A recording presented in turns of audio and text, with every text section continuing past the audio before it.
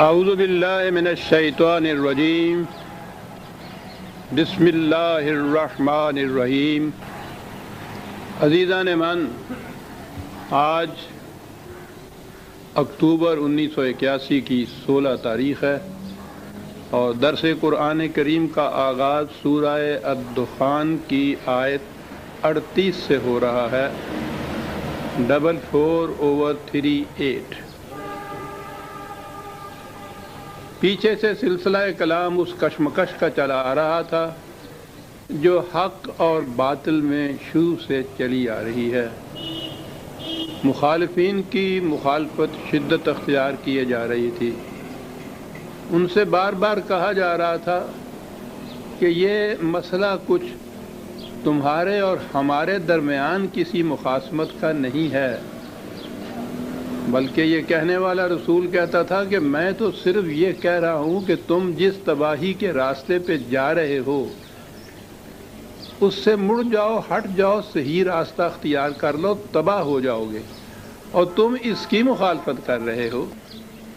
اب جو کچھ بھی تم کر رہے ہو اس وقت تو تمہارے الزام باطل میں یہ ہے کہ تمہیں کوئی پوچھنے والا نہیں، قوت ہے، دولت ہے، سروس ہے، جتھا ہے، لشکر ہے، بالخصوص قریش کے مقابلے میں، لیکن غلط کام اپنا غلط نتیجہ نکال کر رہتے ہیں۔ یہ ہے ساری لم دین کی عزیزان من، جسے قانون مکافات عمل کہتے ہیں۔ انسان کا ہر کام نتیجہ مرتب کر کے رہتا ہے، حتیٰ کہ دل میں گزرنے والے خیالات اور قرآن کے الفاظ میں نگاہ کی خیانتیں بھی۔ یہ ہے اصل دین۔ اب یہ چیز کہ ہر عمل نتیجہ خیز ہوتا ہے،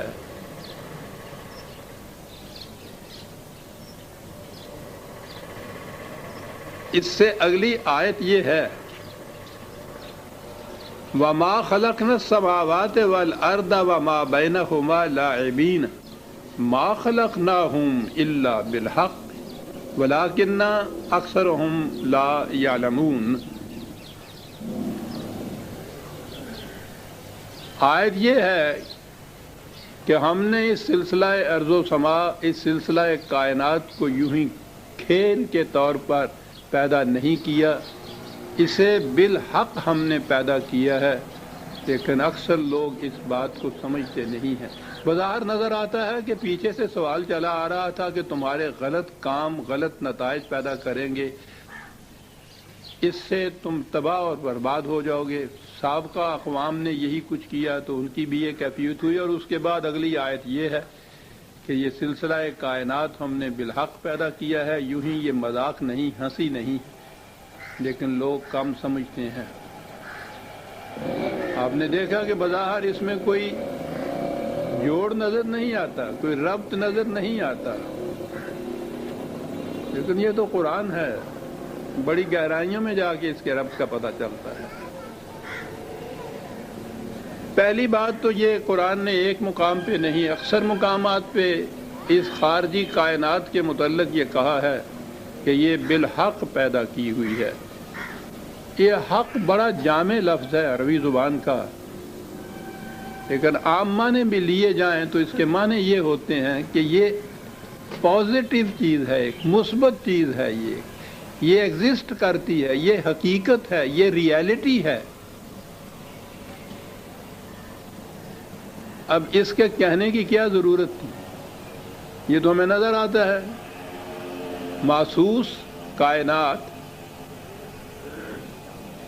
لیکن جن کے سامنے علم کی دنیا ہے وہ جانتے ہیں کہ 2500 سال سے یونان کے حکماء سے جب فلسفہ شروع ہوا ہے تو پلیٹو کا فلسفہ یہ تھا کہ جو کچھ تمہیں نظر آتا ہے یہ ہے ہی نہیں،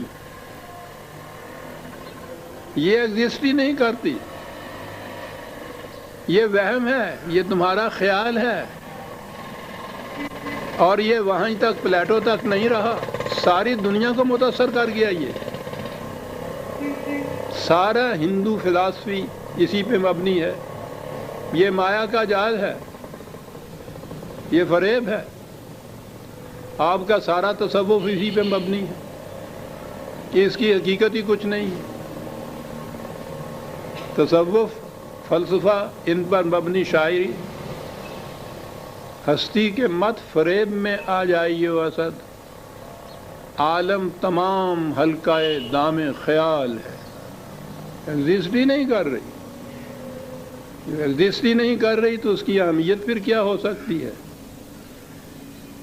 تو آپ اندازہ لگا لیجئے کہ ایک طرف وہ قومیں کہ جو اس کائنات کو سمجھتی ہیں کہ یہ بالحق ہے، ایگزسٹ کرتی ہے، پازیٹیو ہے، اس کے نتائج ہیں، وہ تسخیر کر رہی ہیں ارض و سماوات کا، چاند اور سورج تک پہنچ رہی ہیں، ایٹم کی توانائیوں کو اپنے قبضے میں لا رہی ہیں، ساری دنیا کانپ رہی ہے ان کے سامنے، اور دوسری طرف ہم بیٹھے ہیں اس خیال والے کہ یہ حلقہ دام خیال ہے، اس کا وجود ہی کچھ نہیں ہے، تو ہے، تجھے جو کچھ نظر آتا ہے نہیں ہے۔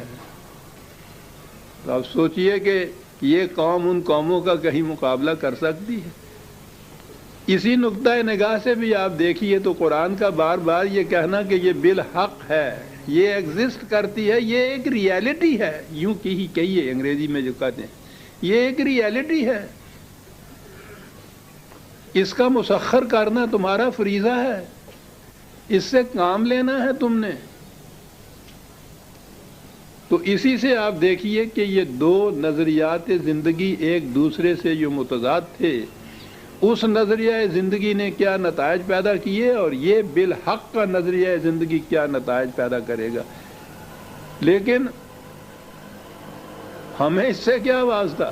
یہ ہم پڑھ لاتے ہیں ثواب کی خاطر، تلاوت کی غرض سے، وہی تصوف، وہی شاعری، وہی فلسفہ ہمارے اعصاب پہ سوار ہے۔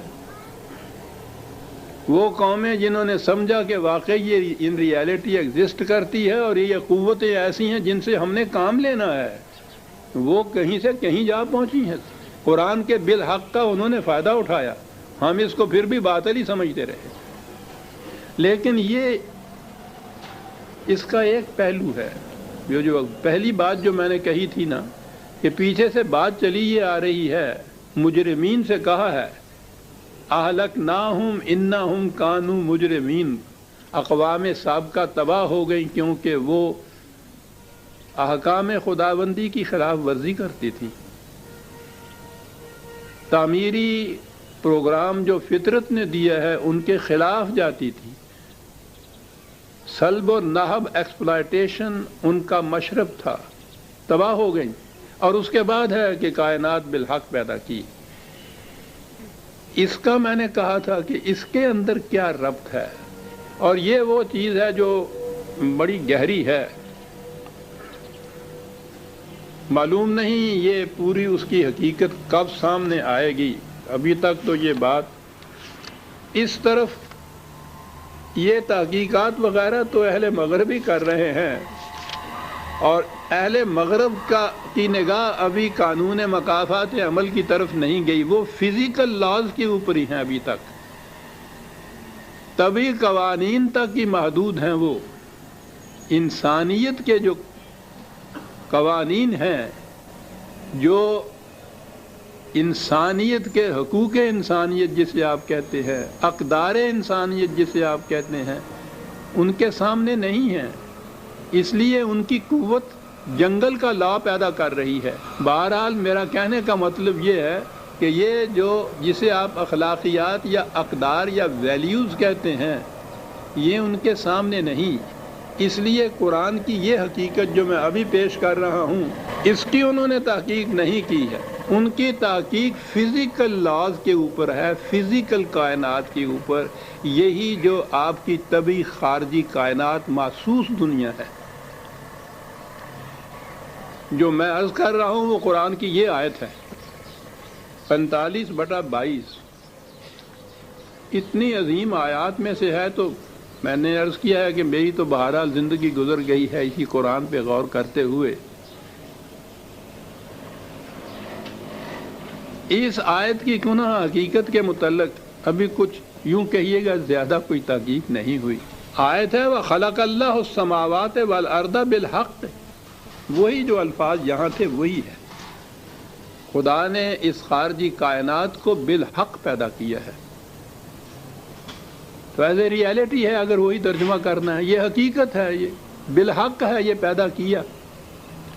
لیکن آگے ہے وَلِتُجْزَىٰ كُلُّ نَفْسٍ بِمَا كَسَبَتْ وَهُمْ لَا يُظْلَمُونَ، اس لیے یہ بالحق پیدا کیا ہے کہ ہر شخص کو اس کے عمل اور کام کا نتیجہ مل جائے اور کسی پہ کوئی ظلم نہ ہو۔ کائنات، یہ سلسلہ ارض و سما، یہ سب پیدا کیا ہے بالحق، تاکہ ہر شخص کو اس کے کام کا صلہ مل جائے، نتیجہ مل جائے، کسی کا کوئی کام نتیجہ خیز ہونے سے رہ نہ جائے۔ یہ ہے اصل چیز۔ خارجی کائنات، اس کی گردشیں، اس کی نقل و حرکت، یہ چیزیں جو ہیں، وہ کہتا ہے لے تجزا، یعنی اس کا مقصد یہ ہے، یہ اس کے لیے پیدا کی گئی ہے، یہ اس لیے سرگرم عمل ہے یہ خارجی کائنات، تاکہ ہر شخص کو اس کے عمل کا نتیجہ مل جائے اور کسی پر کوئی زیادتی نہ ہو۔ ایک دو وہ کام ہیں جو محسوس دنیا کے کام ہیں، طبی فزیکل لاز کے ماتحت ہیں۔ کسان ہل جوتتا ہے، زمین تیار کرتا ہے، بیج ڈالتا ہے، وہ سارے کام کرتا ہے، اس کی محنت جو پھل لاتی ہے، نتیجہ پیدا کرتی ہے، وہ اسی صورت میں ہے کہ یہ کائنات کے جو مظاہر یا عناصر ہیں وہ اس کا ساتھ دیں۔ اگر حرارت، پانی، ہوائیں، روشنی یہ نہ ہو، کسان کی محنت کوئی نتیجہ پیدا نہیں کر سکتی۔ تو اتنی سی چیز جو ہے وہ تو آسانی سے سمجھ میں آ جاتی ہے کہ ہم نے اسے بالحق پیدا کیا تاکہ ہر شخص کو اس کی محنت کا نتیجہ مل جائے اور کسی پر کوئی ظلم و زیادتی نہ ہو۔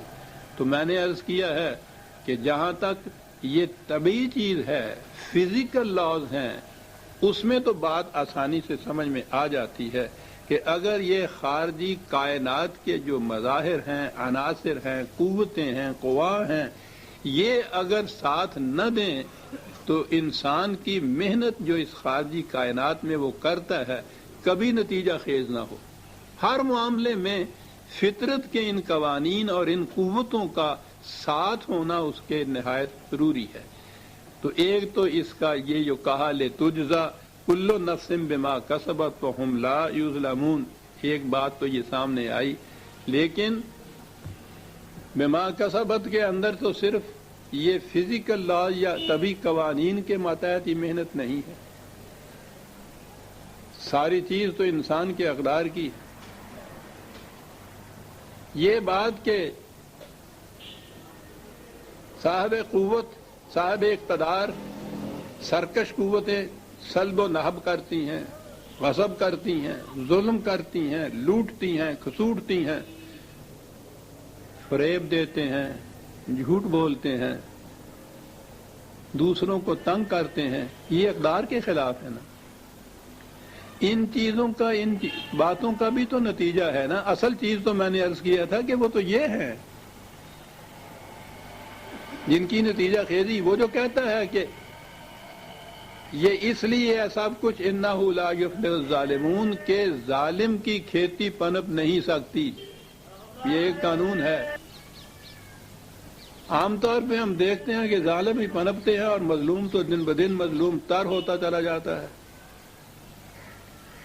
وہ کہتا ہے کہ یہ ٹھیک ہے، بظاہر ایسے انتظامات کر رکھے ہیں انہوں نے کہ ایسا صورت ہو، لیکن ہمارا انتظام بھی ایسا ہے کہ جس کی روح سے یہ ہو نہیں سکتا۔ اور انتظام یہ بتایا ہے کہ یہ جو رات دن گردش میں ہے، نو آسماں،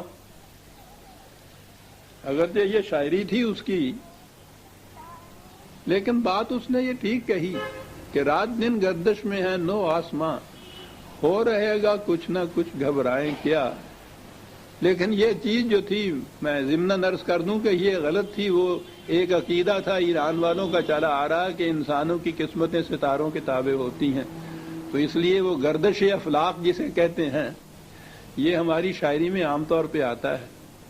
وہ یہ بات نہیں. قرآن کہتا یہ ہے کہ یہ بات کہ ظالم کو اس کے ظلم کا نتیجہ تباہی بربادی یہ ملے بظاہر تمہیں نظر نہیں آتا، کیونکہ انسانوں کی قوتیں ایسی سامنے نہیں ابھی ہوتی. لیکن یہ بات نہیں ہے کہ وہ اسی طرح سے رہے گا، چھوٹ جائے گا اور اس کو اس کا نتیجہ نہیں ملے گا. یہ سارا سلسلہ کائنات میں مصروف گردش اس لیے ہے کہ انہیں ان کے ان اعمال کا نتیجہ ملے. یہ چیز ابھی تک سمجھ میں نہیں آتی کہ خارجی کائنات کی اس گردش کا، اس نقل و حرکت کا، اس نظام کائنات کا جو خارج میں ہے، اس کا تعلق انسانوں کے ان اعمال سے کس طرح سے ہے، جو جن کا تعلق اقدار سے ہے، فزیکل نہیں ہے، یہ طبعی نہیں ہے. یہ اگر میں دل میں کسی کے خلاف فریب دہی کا، اس کی بربادی کا کوئی خیال کروں، اس طرح سے کسی کے خلاف کوئی چیز ایسا کروں جو کسی کو بھی اس کا علم نہ ہو سکے، یہ کہ اس کا بھی نتیجہ مجھے ملے گا، ٹھیک ہے، خدا کا قانون مکافات ہے. لیکن وہ کہتا ہے کہ اس قانون مکافات کی نتیجہ خیزی اس طرح ہوتی ہے کہ یہ خارجی کائنات سرگرم عمل ہے. ان دونوں کا تعلق کیا ہے؟ یہ ہے تحقیق طلب چیز، اور یہ آگے چل کر سامنے آئے گی. ابھی تک تو ہمارے ہاں تو تحقیق کا سوال ہی نہیں پیدا ہوتا. وہ ہم پہ تو ایسا جمود چھایا ہوا ہے کہ آج تک قرآن کی کسی حقیقت پہ غور ہی نہیں کیا گیا. تحقیق تو ایک طرف رہی صاحب. میں نے عرض کیا ہے مغرب کی قوتیں تحقیق کر رہی ہیں، لیکن بدقسمتی ہے انسانیت کی کہ ان کا سارا دائرہ طلب و تحقیق فزیکل لاز یا طبی قوانین تک ہے، اقدار انسانیت تک نہیں. یہ تو وہ مانتے ہیں اس چیز کو کہ جس کے پاس ایٹم نہ ہوگا وہ تباہ ہو جائے گا. وہ یہ ابھی تک نہیں مانتے کہ جو دوسروں کو ایکسپلائٹ کرے گا، سلب و نحب کرے گا، وہ تباہ ہو جائے گا. یہ تحقیق جس دن ہوئی اس دن معلوم ہوگا کہ یہ خدا نے جو کہا ہے کہ یہ سلسلہ کائنات بالحق پیدا کیا گیا ہے تاکہ کسی شخص کا عمل بلا نتیجہ نہ رہے. یہ بات کہ جو میں نے عرض کیا ہے کہ اس سے یہی مراد ہے، اگلی آیت نے بتا دیا ہے کہ ان یوم الفصل میقاتہم اجمعین یوم لا یغنی مولا عن مولا شیئا ولا هم ینصرون.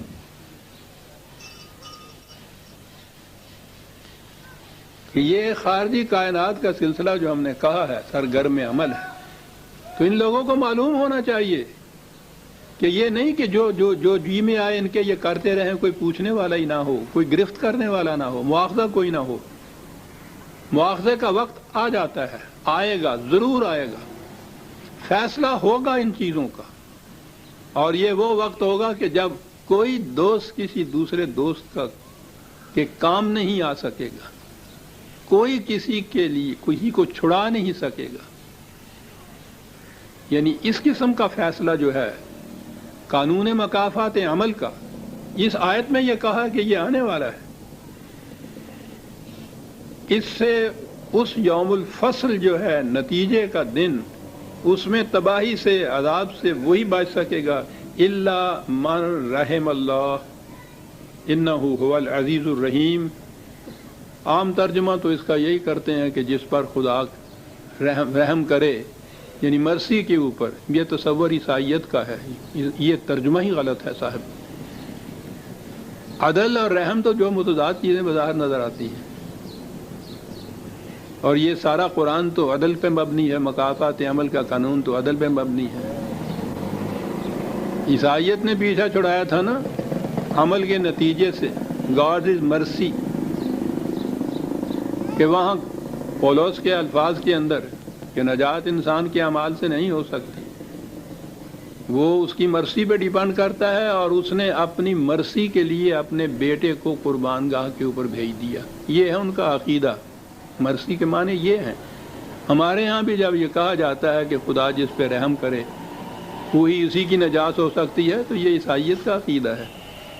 رحم اللہ کے معنی یہ نہیں ہے. میں کئی دفعہ کہہ چکا ہوں، بجوز ان کے کہ جن کی انسانیت کی صلاحیتیں خدا کے قانون کے مطابق پرورش پا چکی ہوں گی. رحمت کے یہ معنی ہیں. وہ ان تباہی سے بچ سکیں گے کہ انہوں نے اپنی زندگی میں ان اقدار کے مطابق روش اختیار کی. اس کا نتیجہ یہ ہے کہ وہ اس تباہی سے بچ سکیں گے اور کوئی ان تباہی سے بچ نہیں سکے گا. تو یہ نظر آیا یہاں سے حوال عزیز الرحیم. اس نے سامان نشو و نما بھی دیا ہوا ہے اور وہ قوت کا مالک بھی ہے. اس لیے یہ ہو نہیں سکتا کہ اس کے قانون کے مطابق نتائج پیدا نہ ہوں. تو قرآن کی ساری تعلیم اسی محور کے گرد گردش کرتی ہے کہ یہ سارا سلسلہ کائنات انسان کے لیے، اور اس لیے کہ انسان کا کوئی کام نتیجہ خیزی سے رہ نہ جائے. جس دن انسانیت اس ایمان پہ آ گئی، یہ دنیا جنت میں تبدیل ہو جائے گی. جب بھی یہ ایمان پیدا ہو گیا کہ میرا برا کام تو ایک طرف رہا، دوسرے کے خلاف، دوسرے کی بدی کے لیے میرا خیال تک بھی جو ہے اس کی مجھے سزا بھگتنی پڑے گی. ایمان ہو جائے اس چیز کے اوپر، جب آپ دیکھیے یہ جو دنیا بن کے جاتی ہے، جنت بن جاتی. اور اگر یہ چیز نہ ہو، اب اس کے بعد آگے قصہ آتا ہے جہنم کا. میں یہ عرض کر دوں کہ ویسے تو سارے قرآن کریم میں جنت اور جہنم جو مرنے کے بعد کی ہے، اس کی جتنی تفاصیل ہیں وہ مثال کے طور پر قرآن نے بیان کی ہیں. مثل الجنت التی، یعنی اس کے ان الفاظ کے معانی جسے وہ مجازی کہتے ہیں، معنی لینے، لٹریری میننگ نہیں وہ ہوتے، بلکہ اس کا مفہوم لیا جاتا ہے، معنی لیے جاتے ہیں. مجازی معنی وہ ہوتے ہیں، مثال کے طور پہ وہ بیان کرتا ہے قرآن. اسی لفظ کے معنی جو عام لیے جاتے ہیں وہ نہیں ہوتے، مثال ہوتی ہے وہ. یہاں سے بلکہ آگے چل کے 29ویں اور 30ویں پارے میں بالخصوص جامع طور پر حیات بعد الممات کے متعلق تفاصیل دی ہوئی ہیں، بڑی تفصیل دی ہوئی ہیں. اس میں معلوم نہیں، جو حضرات میرے اس درس قرآن کے دور اول میں شریک ہوتے تھے انہیں معلوم ہے کہ وہ 2 پارے جو تھے کتنا وقت اس میں لگا تھا، کیونکہ اس میں ایک ایک لفظ کی جو تشبیہ یا جو استعارہ یا جو مثال پیش کی گئی ہے، اس میں اسے بیان کرنا مقصود ہوتا تھا. چھوٹی چھوٹی آیتیں ہیں، 2 لفظوں کی آیتیں ہیں، ایک ایک لفظ کے اندر پوچھو نہیں معانی کے سمندر چھپے ہوئے ہیں. یعنی اس قدر وہاں جا کے کنسنٹریٹڈ ہو گئی ہے تعلیم قرآن کریم کی کہ اس کو پھیلانے کے لیے بہت وقت درکار ہے.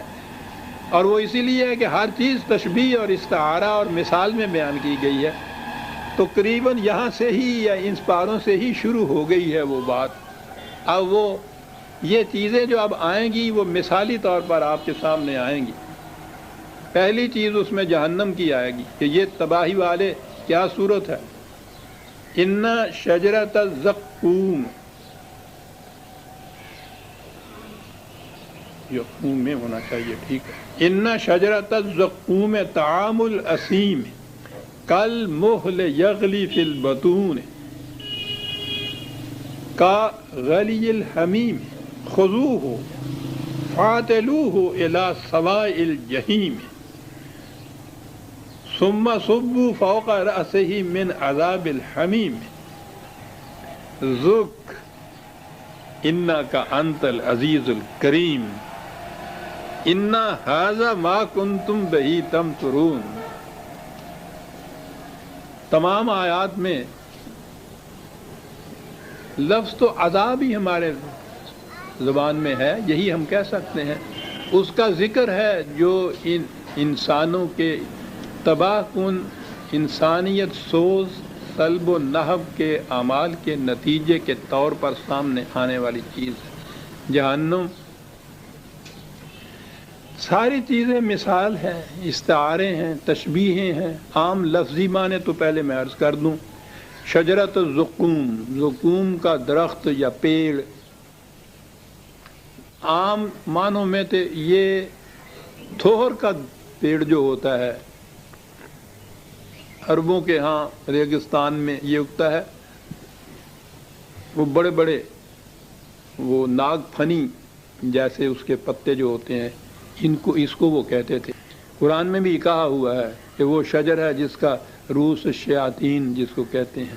وہ شیطان کے معنی ہی ہمارے ہاں شیطان لیتے ہیں، اور پھر وہ کہتے ہیں کہ شیطان کے سر جیسے ہیں، اس کے پتے اس قسم کے ہوتے ہیں شیطان کے سر جیسے.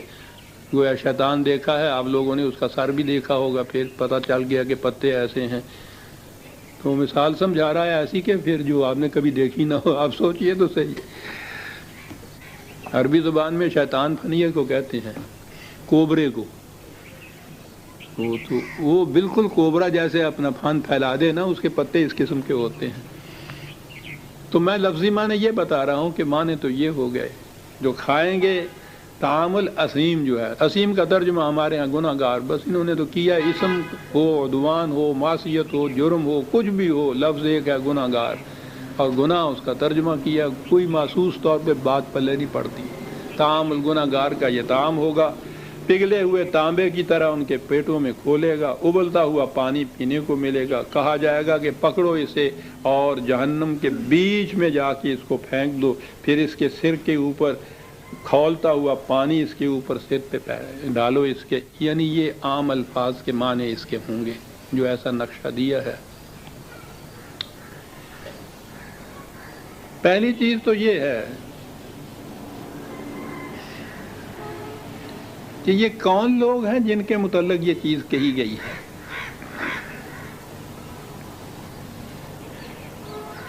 طعام الاسیم کہا ہے، اسم جس کے معنی گناہ کیا جاتا ہے، یہ گناہ نہیں ہوتا. جن کی صلاحیتیں مزمحل ہو چکی ہوئی ہوں. ناقۃ عاصمہ عربی میں کہتے ہیں اس اونٹنی کو کہ جو تھک کر چور ہو جائے اور اپنی باقی قطار کے ساتھ چلنے کے قابل نہ رہے، اس میں اتنی توانائی نہ رہے، مزمحل ہو جائے، پژمردہ ہو جائے، افسردہ ہو جائے، تھک جائے. یہ وہ لوگ ہیں. کون ہیں یہ لوگ؟ پوچھئے قرآن سے، بات ساتھ سمجھ میں آ جاتی ہے. نکالیے 56/45، 56/45. یہی سب پیچھے سے چلا آتا ہے، اسی قسم کا عذاب. کون ہے جن کے لیے یہ عذاب ہے؟ انہم کانوا قبل ذالک مترفین. یہ وہ لوگ ہیں جو اپنی اس پہلی زندگی کے اندر دوسروں کی محنت کی کمائی پر عیش کی زندگی بسر کیا کرتے تھے. یہ ہے جی. تو متعین ہو گیا کہ یہ کون لوگ ہیں جن کی بات یہاں ہو رہی ہے. دوسروں کی محنت کی کمائی کے اوپر اس کی اپنی توانائیاں، اپنی صلاحیتیں تو باقی نہیں رہتی. وہ کسی کام کرنے کے قابل ہی نہیں رہتا. یہ یہاں سے پتہ چلا کہ اسیم کے معنی کیا ہو گئی. ان کی کیفیت یہ، لفظ سوائل جہیم، جہنم بھی نہیں یہاں لفظ آیا. جہیم کے معنی جس مقام کے اوپر کوئی چلتا ہوا رک جائے، آگے جا نہ سکے. اسیم جس کی قوتیں، توانائیاں، صلاحیتیں پژمردہ ہو جائیں، افسردہ ہو جائیں. دوسروں کی محنت کی کمائی پر سہل انگاری کی زندگی بسر کرنے والے، ان کی اپنی توانائیوں کی یہ کیفیت ہو جائے اور وہ آگے بڑھنے کے قابل ہی نہ رہیں، جہیم ہے، وہیں رک جائیں. کہا یہ ان کا یہ رزق جس سے موت کوتاہی جس سے آتی ہے اس رزق سے موت اچھی، جس رزق سے آتی ہو پرواز میں کوتاہی، یہ پرواز میں کوتاہی جو ہے یہ ہے اسیم، یہ ہے رزق جو بتایا گیا ہے کہ ان کا رزق بظاہر تو نظر آئے گا کہ نہایت عمدہ سب کچھ کھانے کو ملتا ہے، جزو بدن نہیں بنتا، یہ ہضم ہونے والا یہ رزق نہیں ہے، اسیمیلیٹ ہونے والا نہیں ہے، یہ وہ چیز ہے ان اینیمیٹ کہ جس میں خود زندگی نہیں ہے، اور وہ جو جزو بدن نہیں بنتا، کھولتا ہوا تانبا، یعنی یہ سمجھانے کے لیے کہ جو کھایا جائے وہ تو جزو بدن بننا چاہیے، ہضم ہونا چاہیے، اس سے انسانوں کی قوت توانائیاں بڑھنی چاہیے، لیکن اگر ایک فورن میٹر وہ جسم کے اندر ڈال دیا جائے تو ٹھیک ہے، پیٹ تو بھر جائے گا اس سے، بوجھ سے، لیکن اس سے آپ کو وہ رزق تو آپ کا نہیں بنے گا، توانائیاں تو اس سے نہیں حاصل ہوں گی۔ یہ نظام سرمایہ داری کا حاصل کردہ رزق جو ہے، انسانیت کی توانائیاں نہیں اس سے بڑھتی، بوجھ تو بڑا ہوتا ہے اس کا، وزن تو بڑا ہوتا ہے اس کا، لیکن اس سے توانائیاں اور صلاحیتیں نہیں بڑھتی۔ پیاس کے لیے پانی تو ہے، پیاسے کو گرم پانی پلا کے دیکھیے، جسے ہمارے ہاں کہتے ہیں پٹکی لگ گئی، پانی پیے جائے پیاس نہ بجھے۔ قرآن نے یہ بتایا ہے نظام سرمایہ داری کے متعلق، مشہور 102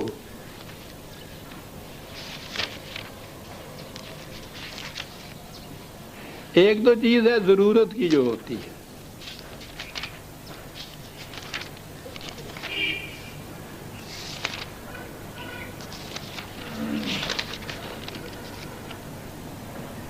ضرورت کی چیز جتنی ہو، یہ جتنا بھی نظام ہے سرمایہ داری کا، ضرورت تو بہت تھوڑی سی چیزوں میں پوری ہو جاتی ہے ان کی، یہ باقی جو ہوس ہوتی ہے، چل سو چل جسے ہم کہتے ہیں، ایک مل ہے نہیں ایک اور لگنی چاہیے، ایک فیکٹری ایک اور بننا چاہیے، ایک اور آرگنائزیشن کھڑی کر دی جائے، اس میں بھی شیئر لے لیے جائیں، اس میں بھی چھین لیا جائے، یہ جائیداد بھی بنا لی جائے، وہ اور کوٹھیاں بھی ہو جائیں۔ یہ کیا جذبہ ہے جس کے تابع یہ سب کچھ ہو رہا ہے؟ یہ ضرورت تو نہیں ہے۔ الہاکم التکاثر، قرآن کہتا ہے ضرورت کی تو ایک حد ہوتی ہے، کتنی روٹیاں کھا لے گا، کتنے کمروں میں سو جائے گا۔ تو جو ایک فلم میں مذاقیے نے کہا تھا کہ یہ کمرہ کاہے کے لیے، کہنے لگا یہ سونے کے لیے، کہنے لگا یہ دوسرا کمرہ اتنا بڑا، کہنے لگا یہ میرے جاگنے کے لیے۔ جی تو اب یہ باقی جو کچھ ہے وہ سونے کے لیے تو ایک ٹھیک ہے، کاہے کے لیے ہے؟ یہ قرآن کہتا ہے تکاثر، ایک دوسرے سے آگے نکل جانے کی ریس ہے جو لگی ہے، ہوس ہے۔ تو اس ریس کا کوئی اینڈ بھی ہے، بھوک کا تو اینڈ ہے، پیاس کا تو اینڈ ہے، سونے کے لیے بھی ایک ہی پلنگ چاہیے، آپ کتنے، اور ایک ہی کمرہ چاہیے، اس کا تو نہیں، اس کا کوئی اختتام بھی ہے۔ حتی زرتم المقابر، کہنے لگے کہ ہاں آخری مقام اس کا ہے جسے قبر کہا جاتا ہے۔ آہا، قبر دیاں کناں تکر ریس جاری رہندی ہے۔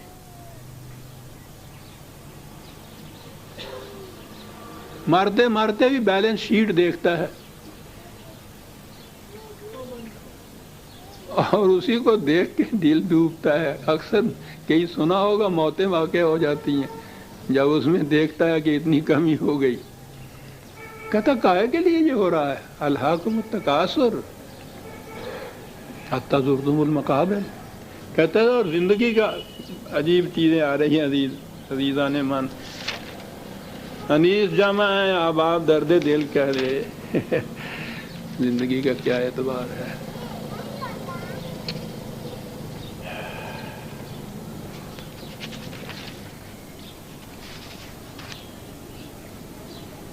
کہتا ہے زندگی کا مقصد کیا رہ جاتا ہے؟ 104 صورت، آخری صورتیں عجیب و غریب صورتیں، بڑی کنسنٹریٹڈ فارم میں پیغام آتا ہے۔ الذی جمع مالا وعددا، کہتا ہے زندگی کا سارا مقصد یہ رہ جاتا ہے دولت اکٹھی کرتے چلے جائیں اور پھر اس کو گنتے رہیں، بس مقصد حیات دولت اکٹھی کرتے رہیں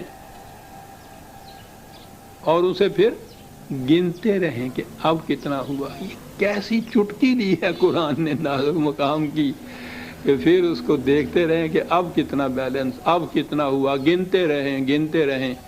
ٹھیک ہے، قرآن نے تو یہ چیز کہی تھی اہل جہنم کی کہ مقصد حیات ہی جمع کرو اور پھر گنتے رہو، تو انہوں نے کہا کہ نہیں، یہ کوئی ایسی بری بات نہیں ہے، جمع بھی کرو گنتے بھی رہو، گننے کے بعد بس اس میں سے اتنے پرسنٹیج جو ہے وہ دے دو اور پھر جمع بھی کرو گنتے بھی رہو، گننے کے بعد ہی وہ پرسنٹیج نکلتی ہے نا۔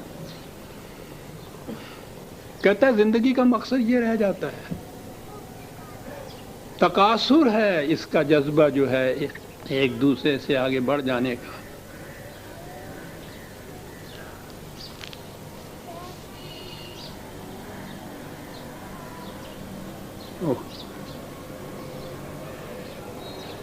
کہتا ہے لے جاؤ اس کو وسط جہنم کے اندر، اس کو ڈال دو، اور اگلی چیز ہے عزیزان مان، ڈالو وہاں اور اس سے کہو ذق انا کا انت العزیز الکریم، تو بہت بڑا بنا پھرتا تھا، بڑی اختیارات اور اقتدارات اور قوتوں کا مالک اپنے آپ کو سمجھتا تھا، آنریبل بھی تھا، عزت کا بھی مقتدار تھا، یہ سب چیزیں موجود سمجھتا تھا، عزیز بھی تھا، کریم بھی۔ کیا لفظ ہے، ذق، اب چکھ مزہ اپنی اس تمام زندگی کے سرمایہ کا، ذق انا کا انت العزیز الکریم۔ اف، بہت بڑا بنا پھرتا تھا، عزیز بھی تھا، کریم بھی تھا، سب کچھ تھا، لیکن اعمال کے نتائج جب یہ سامنے آئے تو اس وقت پھر ذق، ایک لفظ ہے وہ بھی 2 حرفوں کا، عزیزان من۔ آپ سوچئے تو صحیح کہ کتنی قیامتیں اس کے اندر برپا ہیں، کسی کو عزیز و کریم کہنے کے بعد کہنا کہ آپ چکھ اس کا مزہ۔ قرآن کے بعض مقام تو پوچھو نہیں کہاں لے جاتے ہیں انسان کو، اتنے اختصار کے اندر اس قدر پوری داستان کہہ جانا۔ عزیز الکریم بھی تھا، ایک طرف کیفیت ذوق، اب چکھ مزہ اپنے اس تمام کا جو جمع کر کے دوسروں کی لوٹ و کسوٹ کی کمائی سے مترفین کی زندگی بسر کر کے آیا تھا۔ تو تکاثر میں ایک دوسرے سے بڑھنے کے بعد تو دیکھتا ہی نہیں تھا کہ تمہارے پاؤں کے نیچے کون روندا جا رہا ہے، سب کچھ تھا، تو عزت بھی تو بہت کرا رہا تھا، غلبہ بھی تیرا، اقتدار بھی بہت کچھ تھا، ذوق، اب چکھ ذرا اس کا نتیجہ۔ ان ھذا ما کنتم بہ تمترون، یہ ہے جس کے متعلق تم سے کہا جاتا تھا اور تم کہتے تھے کہ ہے کہاں کا عذاب و کہاں کی جزا اور کہاں کا سزا۔ تم اس کے متعلق اپنے آپ کو فریب میں رکھے ہوئے تھے، دھوکے میں رکھے ہوا تھا تم نے اپنے آپ کو۔ ایک طرف یہ کیفیت، دوسری طرف وہ لوگ کہ جنہوں نے اقدار خداوندی کے مطابق زندگی بسر کی۔ ان المتقین فی مقام امین، پہلی چیز تو یہی۔ اب جنت کی تشبیہات آ رہی ہیں۔ پہلی چیز تو یہ ہے کہ امن نصیب ہو جائے صاحب، اور چاہیے کیا انسان کو، لیکن یہ تو خطرات سے مامونیت ہے نا، اس سے سیکیورٹی کی کیفیت ہے، پازیٹو تو کوئی چیز ابھی نہیں آئی سامنے۔ فی جنات و عیون، باغات، یہ یاد رکھیے گا کہ اولی مخاطب قوم قرآن کی عرب تھی، اس ماحول کو، ان کی معاشرت کو، ان کی جغرافیائی زندگی کو سامنے رکھیے۔ عربوں کے نزدیک صاف شفاف ٹھنڈے پانی کا چشمہ تو دولت کونین تھی ان کے لیے، ان کی آبادیاں ان چشموں کے گرد ہوتی تھی صاحب، بہت بڑی چیز تھی۔ سبزہ درخت پھل، ٹھنڈا صاف شفاف پانی، فی جنات و عیون، اور پھر اس کے بعد ان کی نگاہیں ایران اور روما کی سلطنتوں پر پڑتی تھی جا کر، وہاں کی تہذیب، وہاں کا تمدن، وہاں کی معاشی زندگی، رہن سہن۔ اب یہ چیز کہ یہاں بہرحال باغ و چشمے ہوں گے تو ہوگا کیا؟ وہی کمبل اور گدڑیاں پہننے کو کہا نہیں۔ یلبسون من سندس و استبرق متقابلین، ریشمی لباس، باریک ریشم بھی، دویز ریشم بھی، جسے آپ کے ہاں مردوں کے لیے حرام قرار دیتے ہیں، قرآن بیان کر رہا ہے۔ اب یہاں یہ چیز جو آئی، یہ تو ہوا کہ اچھا کہ بھائی ٹھیک ہے، ایسے طبقے ہوں گے، ہمارے ہاں بھی تو ہیں کہ جن کے ہاں یہ ریشمی لباس بھی ہوتے ہیں، دبیز بھی ہوتے ہیں، باریک بھی ہوتے ہیں، صوفے بھی ہوتے ہیں، باغات بھی ہوتے ہیں، یہ سب کچھ بھی ہوتے ہیں، تو وہ تو ایک طبقہ ہے نا۔ اور باقی ساری دنیا جتنی بھی ہے وہ تو ترستی رہتی ہے ان کی طرف دیکھ کے۔ کیا طبقاتی تقسیم ہے؟ ایک لفظ ہے عزیزان من، آپ دیکھیے کہ تفصیل بیان ہو رہی ہے ساری اس زندگی کی کہ اس کی فارغ البالیاں، خوشگواریاں کتنی ہیں، لیکن قرآن اصل مقصد جو ہے اس کو نظر انداز نہیں ہونے دیتا۔ ایک لفظ ہے متقابلین، کسی اور شکل میں بھی آپ بیٹھیے، کچھ آگے ہوں گے، کچھ پیچھے ہوں گے، کچھ پیچھے ہوں گے، کچھ پیچھے ہوں گے، اور اگر آمنے سامنے بیٹھے ہوئے ہوں گے طبقاتی امتیاز اٹھ جاتا ہے۔ ایک لفظ ساتھ لے آیا قرآن کہ یہ کسی خاص طبقے کی بات نہیں ہے کہ وہ کچھ بیک بینچز ہوں گے، کچھ آگے بیٹھے ہوئے فرنٹ سیٹ والے ہوں گے، یہ صورت نہیں ہے۔ بیٹھنے، وہ جو دسترخوان کے اوپر آمنے سامنے جیسے بیٹھا جاتا ہے نا، یہ کیفیت ہوتی ہے، اس میں برابری ہوتی ہے، مساوات ہوتی ہے۔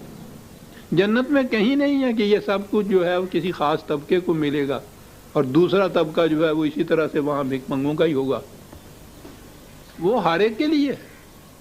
جنتی زندگی کی خصوصیت یہی ہے کہ یہ ساری فراوانیاں اور خوشگواریاں میسر ہوں، ہر ایک کو میسر۔ کذالک، یہ ہیں وہ دو لفظ جن کے لیے کچھ وقت ضرور چاہیے گا۔ وَزَوَّجْنَاهُمْ بِحُورٍ عِینٍ، یہ ہے وہ چیز۔ کہیں بھی دیکھیے ترجمے آپ کو ملیں گے کہ ہم پھر ان کی شادی کر دیں گے، بیاہ دیں گے ان کو، ان کا نکاح کر دیں گے حور عین سے۔ تو حوروں کے متعلق تو ہمارے ہاں موجود ہی ہے، ہر ایک کے ذہن میں یہ ہے کہ جنت کی وہ وہاں کی کوئی خاص وہ عورتیں ہیں، حور، صاف شفاف آنکھ والی، عین، بڑی بڑی آنکھوں والی، تو یہ عورتیں ہی ہیں وہاں کی۔ زوجناہم، تو عربی والے جانتے ہیں کہ یہ ہم یہاں مردی مراد لیا جائے گا تو عورتوں سے شادی ہوگی نا ان کی، تو گویا پہلی چیز تو یہ ان کے ذہن میں آئی کہ جنت میں ہوں گے تو مرد ہی ہوں گے صرف، کیونکہ انہیں بیانا ہے نا، مردوں کو بیاہا جائے گا نا حور عین سے۔ اب یہ کوئی لے لیجئے، حور عین جو ہیں، کچھ تو یہ ہے کہ یہاں کی جو ان کی عورتیں ہوں گی جنت میں جو جائیں گی وہ وہاں ایسی بنا دی جائیں گی، حور، بڑی بڑی آنکھوں والی، سفید و سیاہی والی، خوبصورت آنکھوں والی، یعنی بڑی خوبصورت عورتیں۔ وہ تو ان کا تو نقشہ ہی کچھ ایسا کھینچا گیا ہے جیسے کہ ہاتھ آئے تو انہیں ہاتھ لگائے نہ بنے۔ لیکن میں کہہ یہ رہا ہوں کہ تصور تو یہ ہے نا کہ ہم زوجناہم، بیاہ دیں گے ہم ان مردوں کو ان کے ساتھ، تو گویا جنت میں ہوں گے تو مرد ہی، جیسے وہ آدم، پہلے بابا آدم جو تھے وہی تھے مقصود بالذات، ان کے دل بہلانے کے لیے پسلی چیر کے عورت نکالی گئی۔ جنت میں بھی ہوں گے تو مرد ہی، اب مردوں کو کہیں بیانا بھی تو ہے نا وہاں، وہ ان حوروں سے بیاہ دیے جائیں گے، مقصود بالذات پھر وہاں بھی مرد ہی رہیں گے۔ سارا تصور ہی غلط ہے۔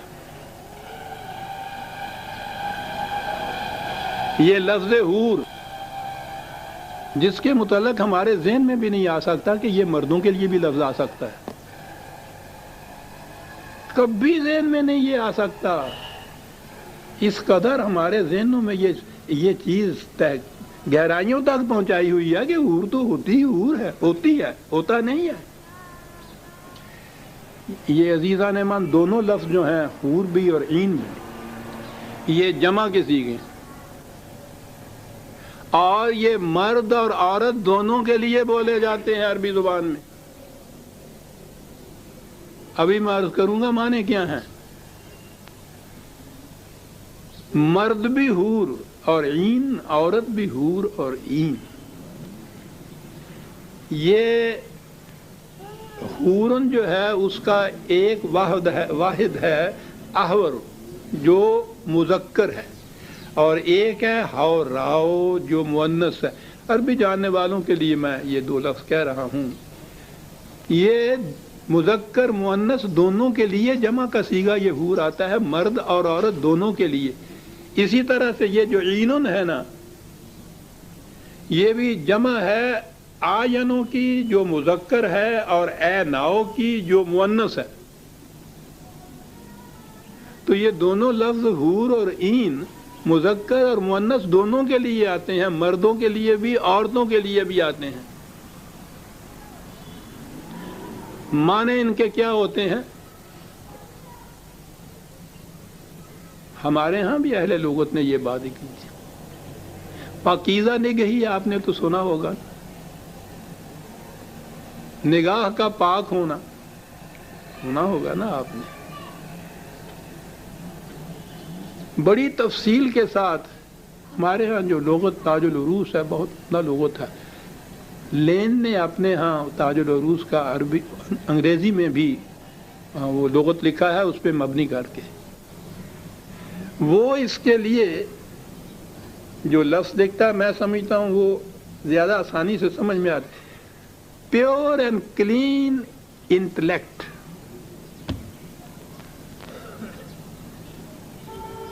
ایسی عقل جو فریب کار نہ ہو، پاکیزہ عقل، صاف شفاف عقل۔ وہ اقبال نے دو قسم کی عقل بتائی ہے، عقل خود بھی دیگر و عقل جہاں بھی دیگر است۔ تو عقل خود بھی تو جو ہے جو ہر ایک چیز اپنی منفعت کے لیے ہی چاہے، دوسروں کو دھوکہ دے، فریب کرے، کچھ کرے، اپنی منفعت صرف چاہے۔ اور عقل جہاں بھی انسانیت کی منفعت چاہنے والی۔ یہ جو عقل ہے، یہ ہے جو حور اور عین کا لفظ جس کے لیے آتا ہے عربی زبان میں۔ اسی کے لیے اس نے کہا ہے، اے خوشاں عقل کے پہنائے دو عالم باد، پہنائے دو عالم باؤس، نور و افرشتہ و سوز دل آدم باؤس۔ عقل تو ایک صلاحیت کا نام ہے نا، اس کا استعمال ہے نا جو اس کو فریب کار بھی بنا دیتا ہے، پاکیزہ بھی بنا دیتا ہے۔ تو پاکیزہ عقل جو کسی کو فریب نہ دے اور وہ مفاد انسانیت کے لیے ہی ہمیشہ سوچے، کلین کلیئر انٹلیکٹ، پیور، اس کے لیے یہ لفظ آتے ہیں عزیزان من۔ نہ یہ مرد کے لیے نہ یہ عورت کے لیے، مرد اور عورت دونوں کے لیے، انسان کے لیے یہ لفظ آتے ہیں۔ زوجنا کے معنی شادی کر دینا نہیں ہے ہمارے ہاں تو زوج اور زوجیت، زواج معنی ہی شادی کے آتے ہیں۔ عربی زبان میں کمپینین کے معنی میں یہ لفظ آتا ہے، رفقا کے معنی میں آتا ہے، ساتھیوں کے معنی میں آتا ہے۔ مردوں کے مرد زوج ہوتے ہیں، ساتھی ان کے۔ اب جنت کی نما آ رہی تھی، باغات، چشمے، لباس، اور اس کے ساتھ ساتھی کمپینین کس قسم کے؟ اصلی جنت تو یہ ہے، کمپینین کے جو عقل پاکیزہ عقل کے مالک، فریب کار عقل ان میں نہ ہو، صاف شفاف عقل و شعور و فکر کے انسان، یہ ان کے ساتھی ہوں گے۔ یدعون فیہا بکل فاکہۃ آمنین، ہر خوشگوار چیز وہاں وہ چاہیں گے، اور وہ لوٹ کھسوٹ سے نہیں، آمنین، پورا امن قائم رکھتے ہوئے معاشرے کے اندر یہ سب چیزیں کھائیں گے۔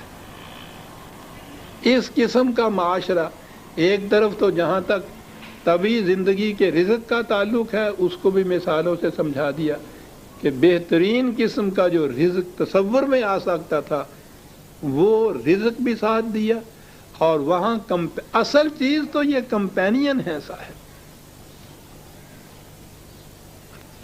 کمپینین یا ساتھی اگر وہ فٹ ان نہیں کرنے والا جسے ہم کہیں گے تو وہ ایسے ہی ہے جیسے نہایت قیمتی جوتا آپ کا سفر کے لیے، لیکن وہ لگدا ہوئے پیر نو کتے، پھر دیکھو پہ مصیبت کی بنتی ہے تواڈے لئی۔ وہ ایویں اینا کچھ نہ پوائنٹ ہوندا ہے جہاں جوتا لگتا ہے، ایک قدم نہیں چلنے دیتا انسان کو۔ کمپینین اس قسم کا نہیں، کمپینین بدو بھی نہیں۔ کیا بات ہے قرآن کی،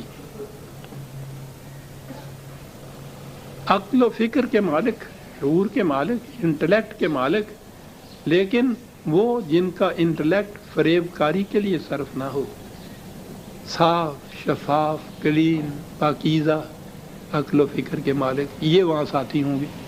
یہ ہے تصور جو دیا، اور اس کے بعد لا یذوقون فیہا الموت الا الموتۃ الاولی وبقاہم عذاب الجحیم فضلا من ربک۔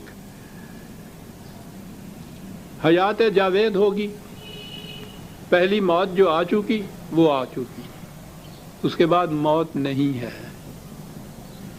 اس پہ میں پھر گفتگو کروں گا، کیونکہ یہ چیز تو اب آتی رہے گی نا، شروع ہو گئے ہیں، قرآن نے یہ انداز اختیار کیا ہے۔ پہلی چیز یہ ہے کہ وہ حیات جاوید ہے، موت نہیں ہوگی، دوسری موت۔ وہ جو روک دینے والا تھا کہ جہیم جہاں کہا گیا ہے، جہاں ارتقائی منزل میں انسان یعنی چیز رک جاتی ہے، آگے نہیں بڑھتی، اس روک سے ان کو بچا لیا جائے گا، وہ آگے بڑھتے چلے جائیں گے۔ قرآن میں یہ ہے کہ وہ اپنی پیشانی کے نور کی روشنی میں آگے بڑھیں گے، بڑھتے۔ جنت جو ہے وہ آخری مقام نہیں ہے، وہ تو راستے میں سستانے کا مقام ہے، صرف بڑھتے چلے جائیں گے آگے۔ فضلا من ربک کا یہ ہے کہ جو تیرے نشو و نما دینے والے کی طرف سے ان کو یہ چیز حاصل ہوئی۔ ذالک هو الفوز العظیم۔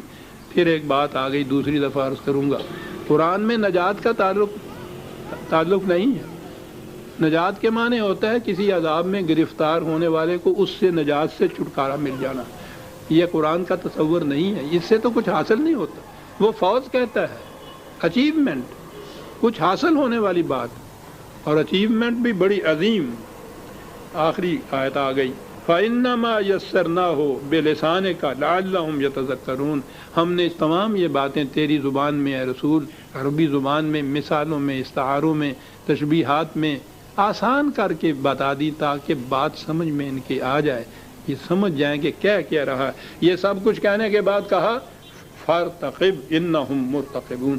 اب اس سے زیادہ کی ضرورت نہیں ہے، سب کو سمجھایا جا چکا۔ اب ان سے کہو کہ تم بھی انتظار کرو، میں بھی انتظار کرتا ہوں کہ مال اور انجام اس کا کیا ہوتا ہے۔ اور سورہ الدخان کی آخری آیت یہ ختم ہو گئی عزیزان امان۔ اس کے بعد ہم سورہ الجاثیہ 45 میں لیں گے، ربنا تقبل منا انک انت السمیع العلیم۔